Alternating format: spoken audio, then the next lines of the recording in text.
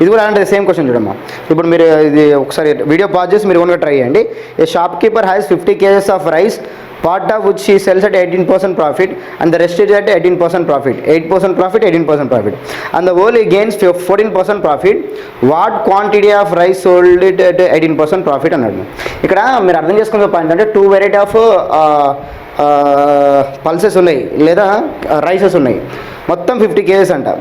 ఒక పార్ట్ ఏమో 8% కమ్మాడు, ఇంకో పార్ట్ ఏమో 18% కమ్మాడు. ఓవరాల్గా వాడికి ఎంత వచ్చింది? 14% వచ్చింది. మళ్ళీ ఇందాక వచ్చే క్వశ్చన్తో కంపేర్ చేయకండి, అన్నింటిలో ప్రాఫిట్ ప్రాఫిట్ ప్రాఫిట్ అని ఇచ్చాడు. ఇందాకనేమో ఇక్కడ ఏమన్నాడు?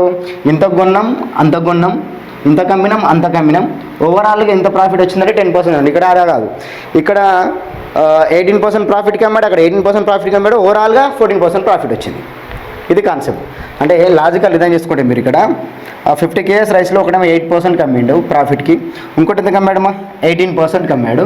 సో ఓవరాల్గా వాడికి వచ్చిన ప్రాఫిట్ ఎంత అంట? 14% ప్రాఫిట్ అట. రైట్, ఇది కాన్సెప్ట్. అయితే on the whole he gains 14% profit. What quantity of rice is sold at 18% profit? 18% profit కమ్మిన క్వాంటిటీ యొక్క వర్త్ ఎంత అని అడుగుతున్నాడు. మొత్తం ఎన్ని కేజెస్ అమ్మిండు వాడు? 50 kgs అమ్మాడు. ఈ 50 kgsలో కొంచెం పార్ట్ ఏమో 18%కి 8%కి, కొంత పార్ట్ 18%కి, ఓవరాల్గా కనిపించుకుంటే 14% వచ్చింది.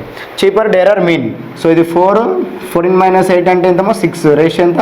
2:3. వాడు అడిగిన క్వశ్చన్ దేనికి క్వశ్చన్? 18% profit కమ్మింది 3 parts. 2 + ఎన్ని పార్ట్స్ మొత్తం? 5 parts 50 kgs అయితే బాగా అర్థం చేసుకోవాలి. 5 parts 50 kgs అయితే నాకు 3 parts కావాలి. 3 parts ఎంత? 30 kgs. Simple concept, right? So ఇలా ఒకవేళ 8% కమ్మిందంటే 20%, 2 parts.